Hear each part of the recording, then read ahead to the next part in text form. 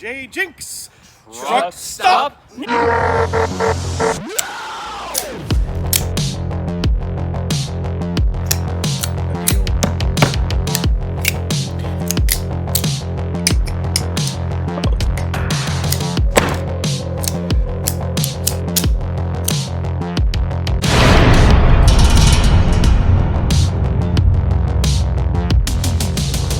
J Jinx! Truck stop road!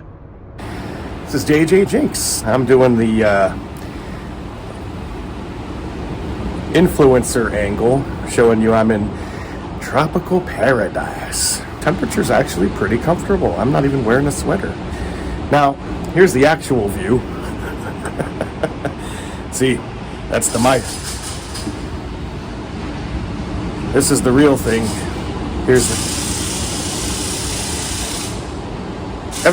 even when I'm on vacation, these fuckers.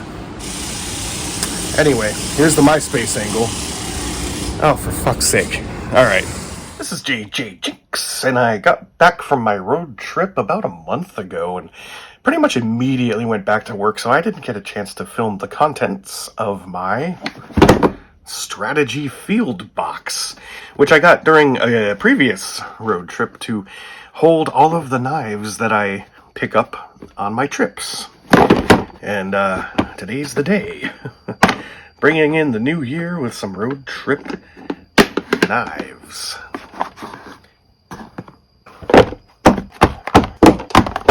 And there's the haul. Maybe for this one we'll go in chronological order. On the way to my destination, I stopped at a Love's gas station somewhere in North Carolina, and I got this knife. Yes, Love's has more new knives in their little bins. There was another one in the bin that was already open, and as I was kind of looking through, a complete stranger walked up and was like, "Hey, there's a demo model in there. Did you see it?" And I was like, "Yes, I did." So this is really interesting. It's made to look like a bally song, but it isn't. It is just a regular old liner-locked folding knife. I've seen this brand before. Precision Blades, the Blade Runner font logo. Okay, let's see what's going on. There's quite a bit of oil on the base of the blade that's causing the Made in China stamp to kind of dissolve a little bit. That's interesting. Trying to hide where you were made. It's almost got a spear point blade. Only one side is sharp. Got this swedge going on up here, and it's one of those combination painted black and satin finish blades, which I don't really care for. And it's got some pretty thin liners, but the lockup looks alright. First time opening it. It's got a deep bride pocket clip with a fair amount of tension. This, I would have no problem getting it out of my pocket just because of the way it is folded and shaped. That's nicely done. We got the cancer sticker right there. And it's interesting because so the handles, the scales are plastic, and they left a slot open down in the middle, which then shows the liners. So I'm guessing that they were kind of going for the look of no, this is a bally song. See, you can see through the middle there, but they stopped at this point, and then also you can't see through it completely. You just get the shiny metal liner. Interesting design choice. Now I did notice that when I opened it, I heard a funky little sound. And that's because the blade is way off center. It is definitely colliding with the liner. It's not open assisted, but it does have a flipper tab and an impossible to use thumb disk. How are you supposed to gain access to this? There's just no room. Let's see. Let me try. Oh yeah, that's impossible. Maybe if I use two thumbs, I can. No, not even then. Yep, there's that awful metal on metal sound. Check for blade play. There's not a lot of blade play, so yeah, this thing was just put together poorly. I'm trying to tell what it's riding on. I see metal in there. Could that be bearings? Or maybe just metal washers. I don't know, because it's semi-smooth, but okay, so you can flip it open. Yeah, those could be bearings. It's not like those are very expensive anymore. Another interesting thing that I noticed is the screws. So we have the pivot screw, and we've got a couple of screws holding the frame together on this side. And yeah, see, they have those posts that go through. But then there are other locations where there is no screw, but they've molded little depressions that look like screws, because those would be screws if this were a true balisong knife. So we have a mishmash of real and fake screws. Again, they're just really going all in for this look. Let's talk about the patterning that's going on here. That kind of looks like, I don't know, alligator skin? I guess it's supposed to look like wood, maybe? It's kind of a neat look. It looks burnt. But the other side, it's just black plastic. So, anyway, that was an interesting find at the Love's gas station I stopped at in North Carolina. First truck stop knife of the road trip did not disappoint. Second knife I picked up was one of these buck tin sets. I got it from a Walmart in Virginia. Then afterwards we ate at the most terrible diner I've ever been to. I mean, I'm spoiled in that way since I'm from New Jersey and we have excellent diners, but this place it was like microwaved chicken patties for their chicken tenders, and then like you could tell that the burger was just like a Bubba burger they slapped on the grill, and then they had these weird like candied carrots that had lumpy syrupy green stuff, and they tasted weird. And then we asked them, hey, how were these carrots made? And they're like, I don't know, some guy just comes in and makes them, and then he leaves. Really unique experience. Anyway, there were a plethora of these boxed sets at that particular Walmart. Some of them were Buck branded, some of them had other brands. I was tempted to get all of them, but they were like $20 a piece. So I'm going to get one of the Buck sets, I decided, and well, there were two of them that I remember. Hold on, I gotta do something real quick. Beep! One of them had a couple of small folding knives. It was like a Stockman and something else. And they had like the red colored wood material to the scales. Well, I went with this one because it came with kind of a big folding knife, and then one of these little, I forgot what they call these little ones, the solo, the solitaire, something like that. And I've always wanted one of these. They're little and simple, so that's why I chose this package. I think the other one might have had the same model, just with a different finish. So let's go through the package. First of all, you get the Buck tin with the picture of a buck on it. Very appropriate. And inside the tin, you get the kind of suede-ish plastic molded impressions for the knives. You get a caution statement that you can just remove. And, oh, interestingly, it's written on there twice. I guess so you could put it on the bottom, too, if you wanted. Huh. Anyway.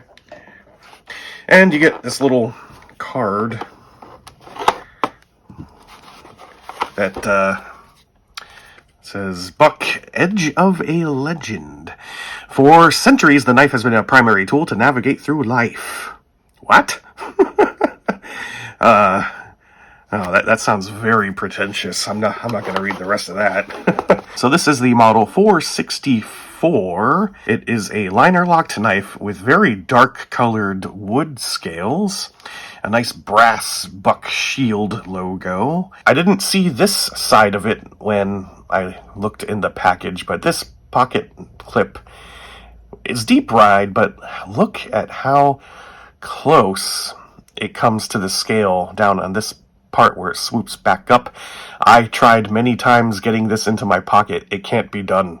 It's on really, really tight, and then there's just not enough room to make purchase over fabric or denim.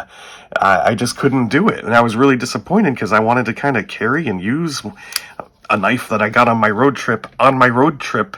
So that's basically one of the reasons why I chose this tin, because I was like, oh, it's perfect. It's got a folding knife with a pocket clip.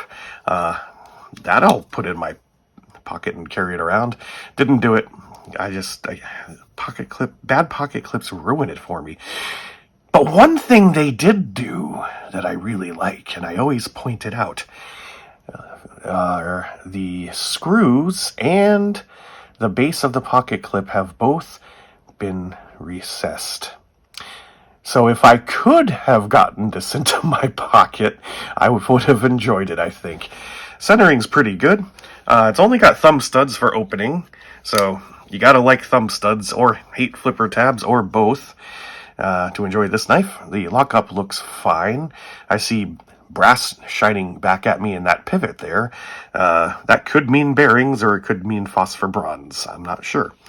And it's a smooth opening, but these thumb studs are just not easy to access. It's got kind of a similar problem as this thumb disc. Like, I can get it, it's just not easy. And that would have driven me nuts. Between that and the pocket clip, I would not have liked this knife. Even though it looks great. It's sleek, it's dark, and you got the satin finished drop point blade. Keep in mind, though, that all of this is made in China. Not that that's a bad thing. I just want to make sure that these are distinguished from the US-made ones. These holiday gift packages are almost always made overseas. Again, not trying to make it a commentary about international commerce, but just so you know, just an FYI. Some people feel very strongly about that. Anyway, let's check out the Model 379. Like I said, I think it's called the Solo or the Solitaire or something like that. Something that indicates singularity. That would be a cool name for a knife. The Buck Singularity. Anyway, it's finished in much the same way. We have the brass buck shield, very dark wood scales. We got bronze-looking bolsters, which are the types that are curved, just to give this thing a little bit more personality. And the pins are all brass too. Let's have a look at the back here.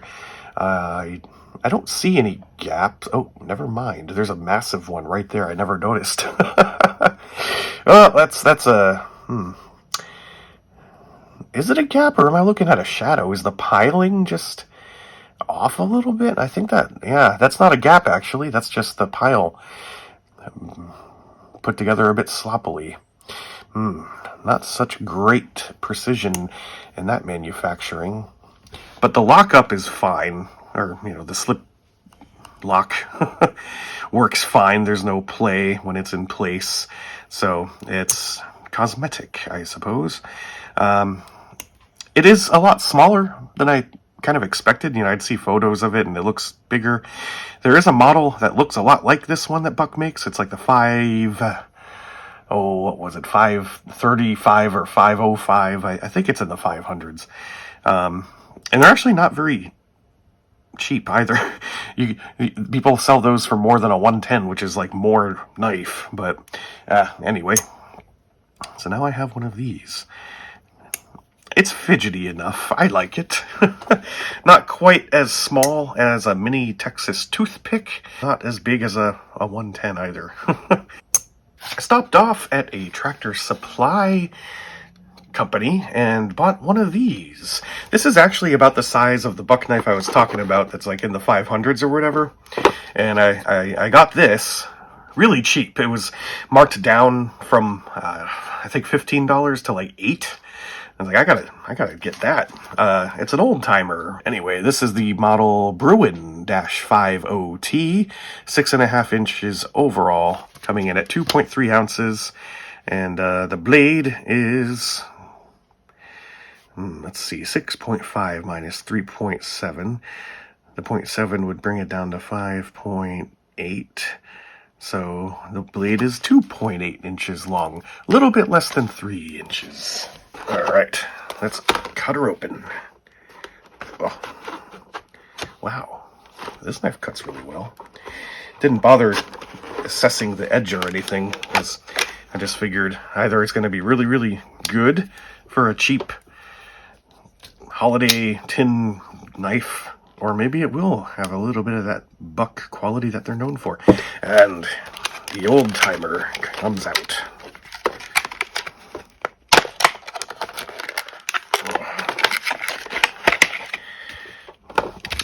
Yeah, I've bought a few knives from Tractor Supply Company, and they actually have a pretty good selection, surprisingly. A lot of stuff by like Schrade, Oldtimer. I'm trying to remember what else. They have knives in those places. Inexpensive ones, too. Best of all, it comes with a pick. You have like a little pamphlet inside the liners. I guess that's a place to put it. Advertisement. It's sharp. It's got those classic saw ground, what is that they use? Delrin, maybe?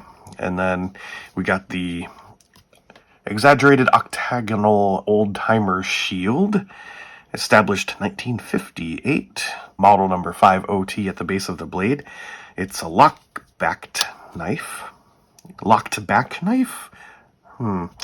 Got some pretty wide brass bolsters up at the end. Already has some scratches on it right out of the package, so that's fantastic. The pins, I've had some Oldtimer knives where the pins were not like hammered down completely in, but these look fine. They're nice and flush enough. It's a little bit rough on the opening, but it's just out of the package, needs a little breaking in. Centering looks fine. No play. I like how the bolsters and the blade are nice and thick, so the chances of it developing play are a little bit less. There's not much else to say about it. It's just a very simple drop point blade and a lock-backed configuration. Having a look at the spring, there's a little bit of gunk, maybe? Some grease, perhaps, factory grease that dried there. That might be adding to the roughness of the opening. Not much. Yeah, that's all I got. Size-wise, it kind of reminds me of like it's about the size of a medium sodbuster, I guess. When I arrived at my destination, I went to a store that has been around since I was a kid. So, I'm in Cocoa Beach, Florida. I grew up around here. And I'm standing in front of an Ace Hardware store. Unlike a lot of things around here, this is still here. Same place. It's where I got my very first pocket knife. My dad bought it for me when I was 14 years old for the Boy Scouts. It was a Victorinox Bantam in a nice glass display case, and it only cost $8. I haven't been in there much ever since. That was way back in 1994, so I'm going to go in there, see if it smells the same, and if they still sell knives, I'm going to buy one. Unmistakable. That is the same smell. I love it. They do have knives. Some Gerbers. Case display. Some Victorinox. Hey, if they had a Bantam, I might buy it, but I don't see one. Well, considering the occasion, I might have to get a case knife. And I did buy a knife from that case. A case knife. A case from the case. This was actually the display model. They had completely run out of these. Price was posted as $75 or something like that. And so it's handwritten down to $65 for being the display model. So I got a little bit of a discount on this one. And it is one of their, would this be a medium or a large? Stockman. And the finish, what was the finish? It usually says on here, right? So this says number 00042. I wonder what that means. Is that a serial number? Amber Bone Peach Seed Jig. Medium Stockman. 6318 SS for stainless steel. Manufacturing date says 12/7/21. So this knife is just about a couple years old, which means that little hardware store in that little sleep area of town sold a whole stack of these things in just 2 years, and now they're sold out. Just to sweeten the deal, I got 2 of these pamphlets advertising the case is Kickstart Technology. Basically, it's open-assisted knives. They've discovered the technology for it. And then you get the product info pamphlet thing. Believe it or not, this is my first case Stockman knife. I've never had one before. And it is nice. Very well made. I've had so many hits and misses with case knives, but for some reason, this one's just great. Very, very smooth walk and talk. Very highly polished everything and no gaps. That's what I like to see in a case knife. And I love that serpentine shape with the rounded bolsters. That's the kind of Stockman that I prefer. Yeah, probably because it was sitting in the display case for so long. There's a little bit of patina forming in the brass liners already, and that's fine. But most importantly, I got it from my childhood hardware store. The same one that I got this knife from. This is the Victorinox Bantam that I referenced in that video. And I still have it, and it looks in great condition considering how old it is. I took really good care of my knives even back then.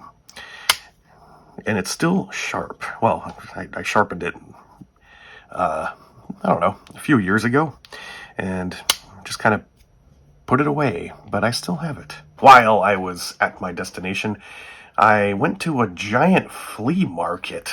I'm getting ready to go to a flea market. It's a very big one. If you were to line up every stall, you'd have 2.5 miles of linear flea market. And I found a little cutlery shop. Actually, they had a few of them in there. And I just started talking to the guy. And he told me the whole story about how apparently his grandfather had passed years ago. And his grandfather had a massive collection of knives by Frost Cutlery. And he's like, what the heck am I going to do with all these knives? And someone gave him the idea, you should get a booth at the flea market. And so he did. And he sold them all.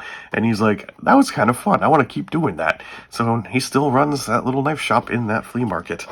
So, yeah, just having some conversations with the guy. I told him I like the weird and unusual stuff. And then he brought this knife to my attention. And he told me the whole story. These knives are new. They're made in the USA by a small group of people in somewhere in the Midwest, he thought, in their garage. And even though he put the sticker on here that says $69.95, I guess he enjoyed my conversation so much he knocked it down to $60. And I was like, yeah, I do want to buy something from this guy after chatting with him and all that. So I bought this. USA made in a small Midwesterner's garage. Well, the garage is small. I'm sure the Midwesterners are quite big. They're corn-fed fellas out there. And it's got one of these Molly-compatible sheaths with the clip thing. And here is the knife. Now, what intrigued me about it was, first of all, that pocket clip has a nice purple anodized finish that I quite like. I don't know how well that will slip in and out of the I don't know how well this will slip in and out of the pocket, but and I haven't tried. And it has an interesting backspacer with these raised rectangular prisms. And then the scales are a combination of something heavy, probably a type of steel with this cross-hatched knurling finish, and then a strip of what looks like G10. It is an OTF knife, and it has 3 different positions from which the blade can be actuated. So if you're a left-handed user, you can go to one side or the other side, or just stick with the spine. Got an interesting blade. It is a spear point blade that is made actually really well. I follow that line all the way out to the tip, and it's actually... Oh, you just had it, camera. Look at that. That is perfect. I have seen lesser quality spear points from great companies. You just had it. There we go. Look at that. They actually perfectly did that. And another thing about it that kind of surprised me a little bit was there's no glass breaker, which is fine with me. I don't care for them, but the fact that it doesn't have one, I'm like, yeah, I actually like that. The pocket clip is reversible. They've left a little cutout below this screw, so you can just kind of move it to the other side. And speaking of these screws, they are also all anodized to a nice bluish purple. So the first time I laid eyes on this, I was like, that looks like a great knife. It's not that expensive. I do want to buy something from this guy. There's just one peculiarity that I picked up on, and it's right here. There's this rectangular prism shape cut out, and it's like matte material, or it's like matted. Like it looks like something should be there. Interesting. So that's when I discovered that this is actually a knockoff. It's a copy. That blade is reminiscent of Microtech's spear point blades, and that's because that's exactly what was copied here. So made in USA? Nah. Some Midwesterner's garage? Nah. Just a few guys out in the cornfields grinding away in with their hand tools and forge. Absolutely not. What a crock of bullshit.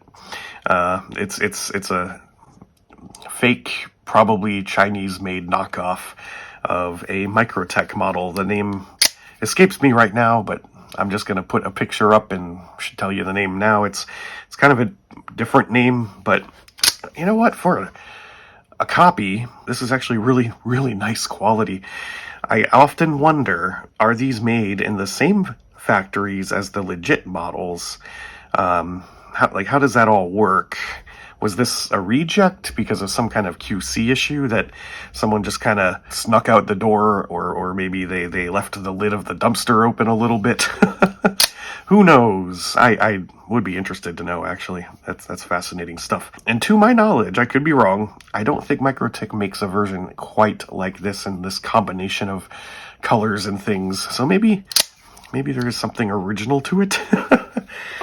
Well, I fell for the old built in a garage by American sweat story. I'm not mad. That's just the kind of thing that you get from flea markets. At another vendor at the same flea market, I spotted a brand that I recognized, Right Edge. And look at the bottom of this one. This has been out on display for quite a long time until I finally came along and gave it a home. And, well, here it is. I wanted to buy another knife from that flea market. I didn't want to get an expensive one, so I got this. Let's have a look around. I got to admit, this thing has a pretty cool looking blade. It's a drop point blade with some cutouts on the spine, speed holes through the fuller, and it's partially serrated. I don't really care for serrations, nor do I care for this black and satin combo look, but it somehow works with this one, because Well, it kind of matches the handle, which is a whole bunch of skulls and a whole bunch of holes with a red colored liner underneath, giving a neat shiny red accent to the skulls. Now, the skull patterning doesn't really work very well in my opinion, because there's so much texture and stuff going on with these scales that it's almost hard to tell that they're skulls at all. It would have been cooler if they had a pattern where like two of the holes would line up with the eye sockets, and it looks like the skull's got red eyes. That would require a degree of engineering that no one would actually put into this knife. So let's have a look around it. I paid $12 for it. One of the interesting things about this knife is that the handles, the scales, are actually very rounded.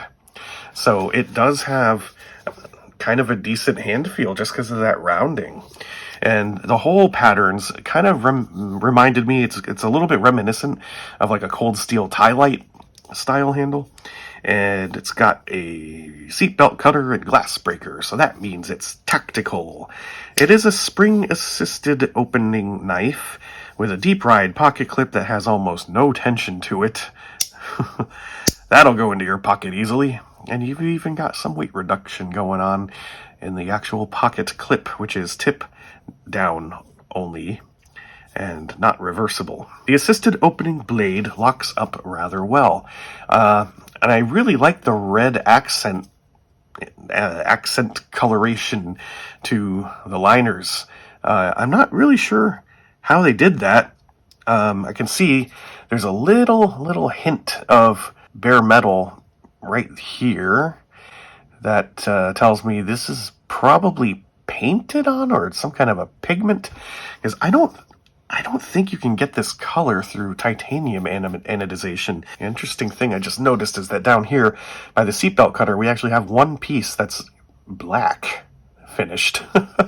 And it's like separate from the red piece. I don't know why. Mysteries abound. There's a little bit, there's blade play. And it's a $12 flea market knife. What do you expect? But the centering is actually pretty good, much better than the $10 pseudo balisong knife that I bought from Loves. So it's got that going for it. This would make a great knife for Halloween. Just has that theme. Stainless and made in China. On my return journey, I went to another Love's gas station. This one, I don't remember where we were. It might have been Florida, it might have been Georgia. I did see these in different colors at different Love's gas stations and did not pick one up.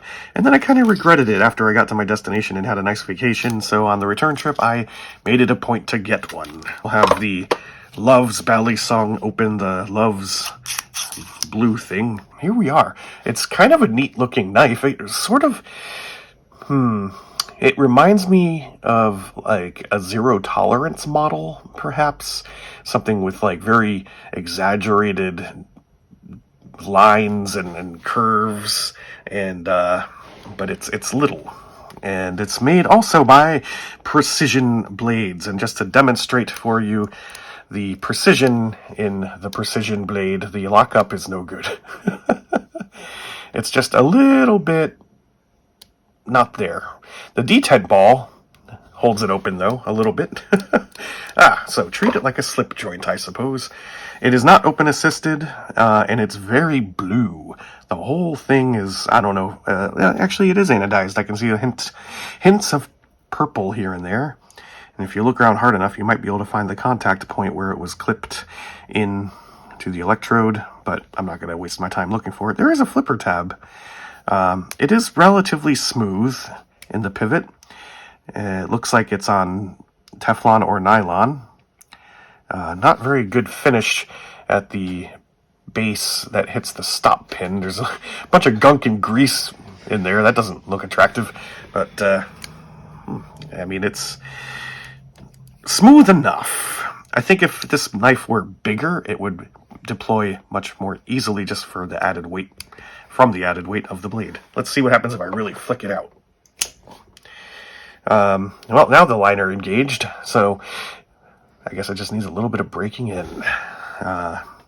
No model number or anything on these. These are just Chinese-made gas station knives. But it is heavy. This is all steel, including the scales, and gives it quite a bit of heft. A little bit of artistic accenting going on with the pivot screw. We have these radial notches stamped around it. And if this had better lockup, I could see this as a fun little toolbox sort of knife. Ooh, hear that? Oh, look at that.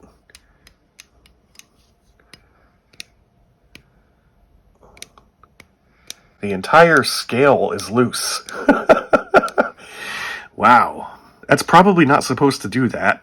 And it kind of makes me wonder what else is wrong with this thing. Maybe I should be careful with it. So it's the loose scaled blue thing with the bad lockup.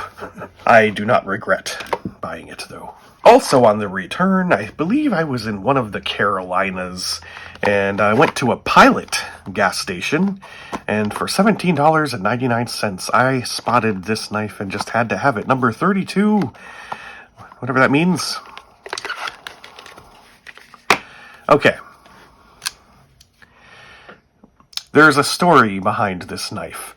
Many years ago, like 5 years ago, I want to say, I actually brought some knives when I went to visit my brother, and we had a really grand time unboxing and playing with them, and afterwards he was like, I don't want any of these, you can just take them all.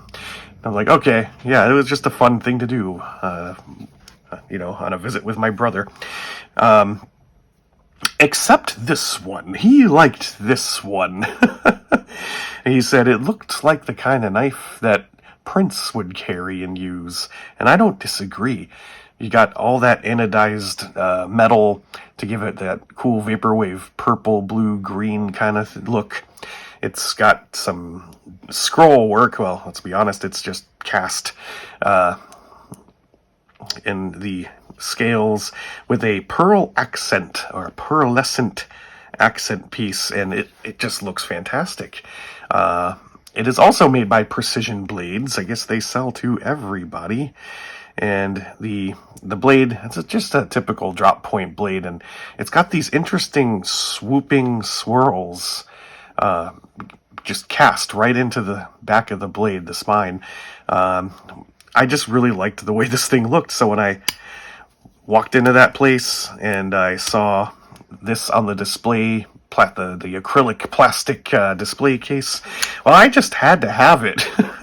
And now I also have one. So my brother and I both have the Prince knife. The lockup's not that great. That's all I got to say about that. I just like the way it looks.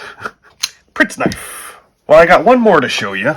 I need to confess that this knife was actually given to me a year ago, but it was on a road trip. I just never got around to talking about it. So my buddy Fishbulb said, hey, I got a knife from, I think it was from his father, or he got this from a family member. I don't know the circumstances, and he was like, it's really cool looking, and I know nothing about it. You want it? I'm like, yeah, I don't, sight unseen, I'll take it. And so after a night at the bar, I went over to his car, and he's like, oh, here's that knife I told you about, and he pulled out this thing. Hello, YouTube. Didn't know what to expect, and it just really surprised me. What are we looking at here? Okay, ostensibly it is a cleaver. You got the big hole up here so you can hang it on the wall. You got this, you have what looks like a pretty genuine stag handle, but I don't know enough about these things to know if this is real or synthetic. I'm not sure. And got a little bit of a dent down at the pommel cap piece. On one side of the cleaver blade, we have this neat little vignette of deer running out of a forest, and then there's a swine, a boar, in a little circle right there. And the whole thing is adorned in these yellow kind of leafy things. It's a neat little piece of art. And written down here, it says Baron Solingen, Stainless, Germany. And that's all I had to go on to figure out what this knife was. So I found out everything I know about this knife from eBay. Basically that they exist as a part of a larger set. Some of the pieces are even more decorative than these. You can have like animal shapes cut out in the handle.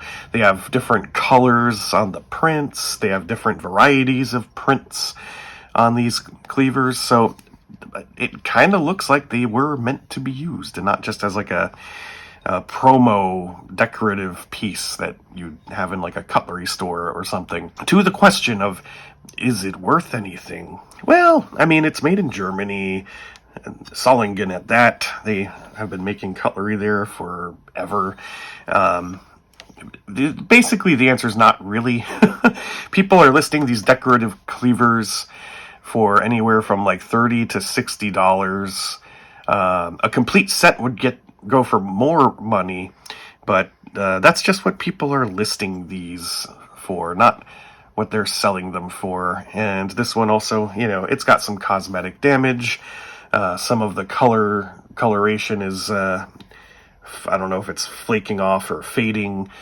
So you wouldn't be able to get a whole lot for something like this.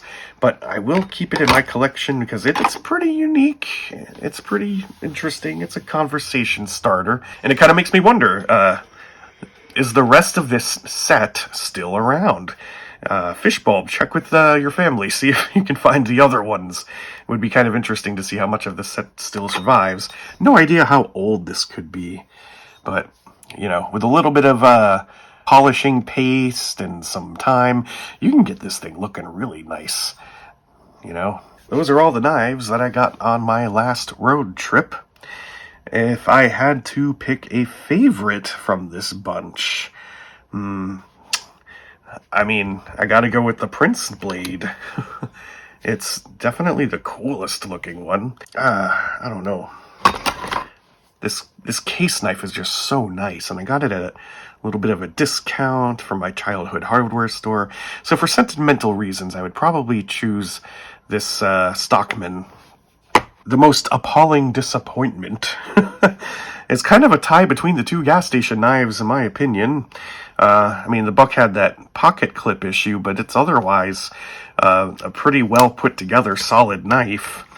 You can't say the same about either of these two. I'm not sure which one is more egregious, but I'm going to go with the fake Bally song.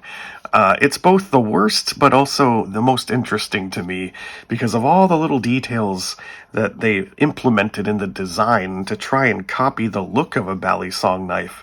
And then in other ways, they just utterly failed at putting together a decent knife. Between the collision with the liners, that's a, your mileage may vary kind of thing.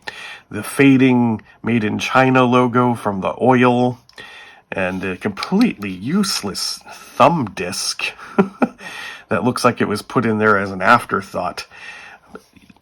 Combine all of those things together and you have a real truck stop knife. This has been JJ Jinx.